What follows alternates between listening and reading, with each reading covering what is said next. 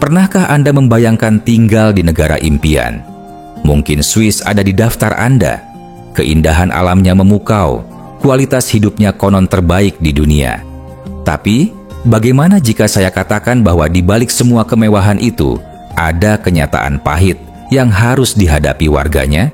Kenyataan di mana gaji setinggi langit pun bisa ludes hanya untuk biaya hidup sehari-hari. Siapkah Anda melihat fakta unik dan sisi gelap Swiss, negara paling mahal di dunia, yang mungkin akan membuat Anda berpikir ulang tentang surga ini?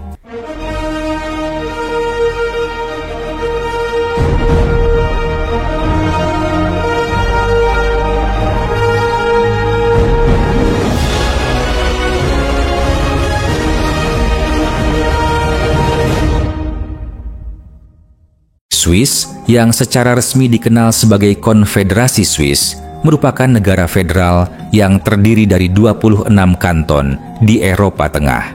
Negara ini berbatasan dengan Jerman di utara, Prancis di barat, Italia di selatan, serta Liechtenstein dan Austria di timur. Sebagian besar wilayah Swiss didominasi oleh pegunungan Alpen. Meskipun dikenal sebagai negara netral, Swiss tetap menjalin kerjasama internasional yang kuat. Terbagi menjadi 26 kanton, dengan 6 diantaranya dikenal sebagai separuh kanton, karena pemisahan dari 3 kanton asli yang mengakibatkan representasi tunggal di Dewan Negara. Swiss memiliki Bern sebagai ibu kotanya. Zurich merupakan kota terbesar di Swiss, yang sempat dinobatkan sebagai kota dengan kualitas hidup terbaik dunia pada 2006 dan 2007. Sementara itu, Jenewa adalah pusat penting bagi banyak badan internasional, termasuk PBB, WHO, ILO, dan UNHCR. Masyarakat Swiss menuturkan banyak bahasa dan terdapat 4 bahasa resmi, yaitu bahasa Jerman, Prancis, Italia, dan bahasa Romans yang kurang populer. Swiss merayakan Hari Kemerdekaan setiap 1 Agustus. Tanggal ini dipilih karena menandai dimulainya negara Swiss sebagai gabungan wilayah pada tahun 1291, sebelum akhirnya menjadi persekutuan resmi pada tahun 1680, tahun 1848. Karena pentingnya tanggal ini, 1 Agustus menjadi hari libur nasional di Swiss, sehingga bank, kantor pos, dan kantor pemerintahan lainnya tutup. Sistem pemerintahan Swiss dikenal sangat efektif karena benar-benar mencerminkan dan mengakomodasi keberagaman penduduknya. Sebagai negara federal, Swiss menerapkan sistem demokrasi langsung, yang berarti rakyat memiliki banyak kesempatan untuk berpartisipasi langsung dalam pengambilan keputusan, misalnya melalui referendum atau inisiatif rakyat. Meskipun bersifat langsung, rakyat tetap diwakili oleh Majelis Federal, Parlemen Swiss. Parlemen inilah yang kemudian memilih 7 orang untuk menjadi bagian dari pemerintah atau kabinet. Ke-7 orang ini menjabat sebagai menteri yang masing-masing mengepalai departemen berbeda. Uniknya, di antara ke-7 menteri ini, salah satunya akan menjabat sebagai presiden Swiss secara bergilir setiap tahun. Ini menunjukkan bahwa jabatan presiden di Swiss bersifat kolektif dan kepemimpinan dibagi rata di antara para menteri, bukan dipegang oleh satu individu untuk jangka waktu lama seperti di banyak negara lain. Swiss adalah negara yang sebagian besar wilayahnya pegunungan, terletak di bagian barat tengah Eropa. Dengan luas sekitar 41,285 km persegi, negara ini memiliki populasi sekitar 8,9 juta jiwa data terbaru, perkiraan 2023. Rata-rata, kepadatan penduduk Swiss adalah sekitar 216 orang per kilometer persegi. Namun, kepadatan ini tidak merata. Semakin ke selatan, populasi cenderung lebih sedikit karena wilayahnya didominasi oleh pegunungan yang lebih tinggi dan terjal. Contohnya, Kanton Graubünden yang merupakan kanton terluas dan seluruhnya berada di pegunungan Alpen hanya memiliki kepadatan penduduk sekitar 27 orang per kilometer persegi. Ini menunjukkan bagaimana geografi pegunungan memengaruhi sebaran populasi di Swiss.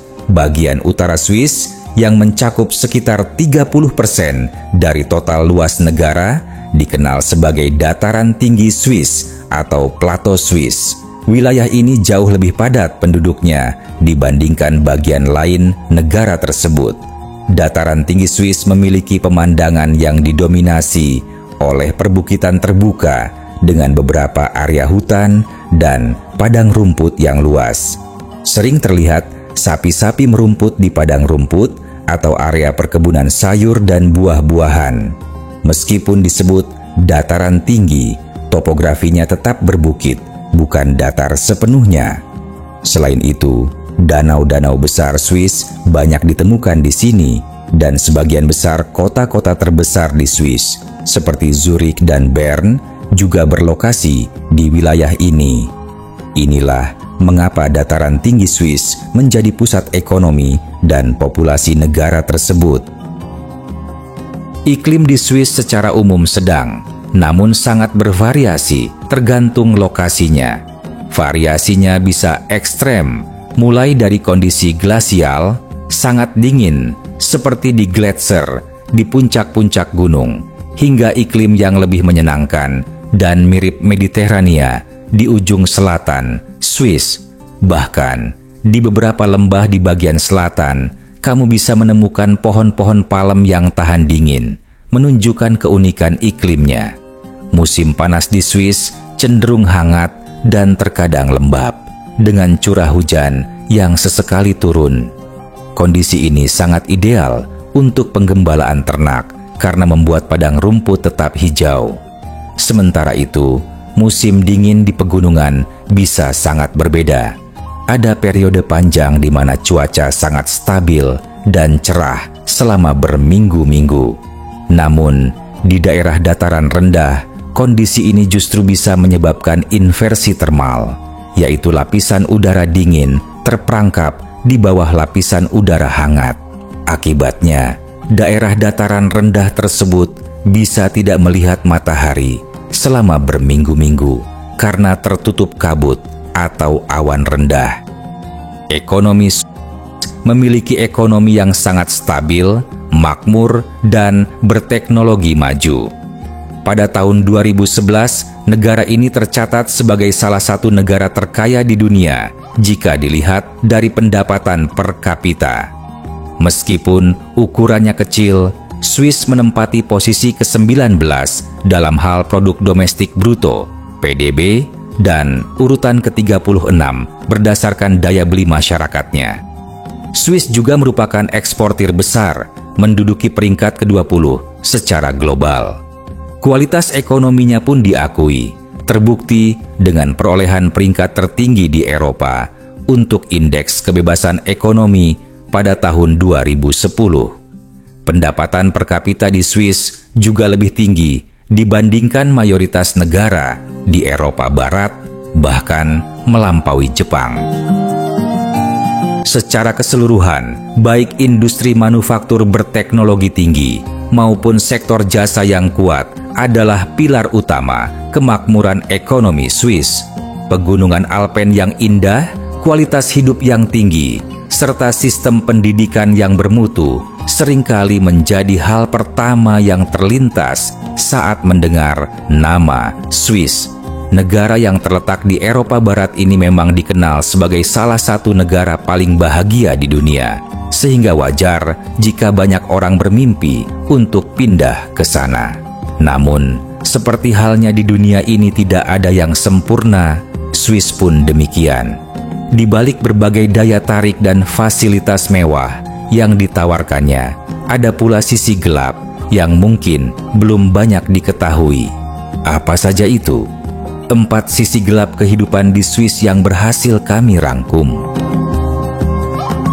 biaya hidup yang super mahal. Swiss memang dikenal memiliki kualitas hidup terbaik, namun di sisi lain, negara ini juga masuk dalam jajaran negara dengan biaya hidup termahal di dunia. Di Swiss, Anda akan menikmati fasilitas umum, keamanan, dan pelayanan kesehatan yang prima. Namun, semua fasilitas ini tentu tidak gratis. Sebagai contoh, layanan kesehatan mewajibkan setiap warga Swiss berusia 18 tahun ke atas untuk membayar asuransi kesehatan sebesar 300 Swiss franc 60 sen, sekitar 5,3 juta rupiah. Sementara mereka yang berusia 26 tahun harus membayar 397 Swiss franc 20 sen, sekitar 7 juta rupiah. Selain asuransi, harga makanan, transportasi publik, hingga sewa rumah juga sangat mahal. Jika ditotal, biaya hidup per orang di Swiss bisa mencapai 4.219 Swiss franc, sekitar 75 juta rupiah. Jumlah ini bahkan bisa lebih tinggi jika Anda tinggal di kota-kota besar seperti Jenewa atau Zurich. Sulit mencari tempat tinggal. Mencari tempat tinggal bukan hal yang mudah. Di Swiss, mencari hunian di Swiss merupakan tantangan, terlebih bagi pendatang. Mayoritas warga Swiss memilih untuk menyewa apartemen atau rumah dalam jangka waktu yang panjang. Ini berarti Anda harus bersaing dengan penduduk lokal untuk mendapatkan tempat tinggal. Selain persaingan yang ketat, biaya sewa bulanan apartemen juga sangat tinggi yang seringkali membuat pusing para pendatang. Sebagai gambaran, untuk sebuah apartemen studio sederhana di pusat kota, Anda perlu menyiapkan antara 1.500 hingga 2.500 franc Swiss, sekitar 26 juta hingga 44 juta rupiah setiap bulannya. Jika ingin mencari opsi yang lebih terjangkau, Anda bisa mencari tempat tinggal di daerah pinggiran kota dengan biaya sekitar 1.200 hingga 2.000 Swiss franc. Orang Swiss susah untuk diajak berteman. Tidak seperti masyarakat Indonesia yang umumnya terbuka dan mudah menjalin pertemanan. Masyarakat Swiss cenderung lebih menjaga jarak dengan para pendatang. Mereka lebih suka mempertahankan lingkaran pertemanan yang sudah ada dibandingkan dengan memulai pertemanan baru. Hal ini mungkin tidak menjadi masalah bagi mereka yang lahir dan besar di Swiss. Namun, jelas akan menjadi tantangan besar bagi Anda yang merupakan pendatang dan baru tiba di Swiss saat dewasa.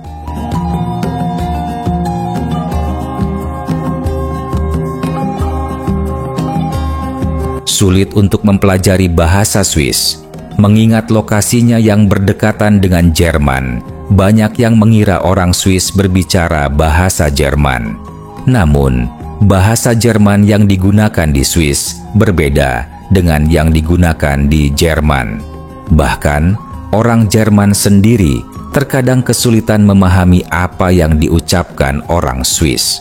Situasinya menjadi lebih rumit karena sebagian besar orang Swiss bisa berbicara bahasa Inggris.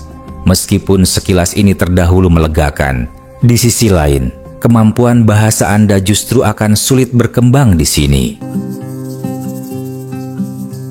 Swiss memang merupakan salah satu negara paling bahagia di dunia, setidaknya bagi warga lokalnya. Namun, bagi orang asing, pindah dan menetap di Swiss jelas tidak semudah yang dibayangkan. Jadi, sebelum mengambil keputusan, ada baiknya Anda memikirkannya matang-matang.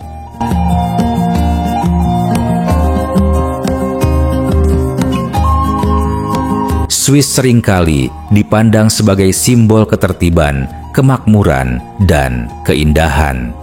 Namun di balik citra tersebut, terdapat sisi lain yang tak selalu tampak di permukaan. Sisi gelap yang menunjukkan bahwa bahkan negara dengan reputasi sebaik Swiss pun tak luput dari tantangan dan kontroversi. Semoga video ini bisa menjadi pengingat bahwa setiap tempat memiliki dua sisi, yang terlihat dan yang tersembunyi. Terima kasih sudah menyaksikan sampai akhir. Jika konten seperti ini menurutmu penting, silakan dukung channel ini dengan like, subscribe, dan bagikan agar lebih banyak orang bisa melihat dunia dengan sudut pandang yang lebih utuh. Sampai jumpa di video berikutnya.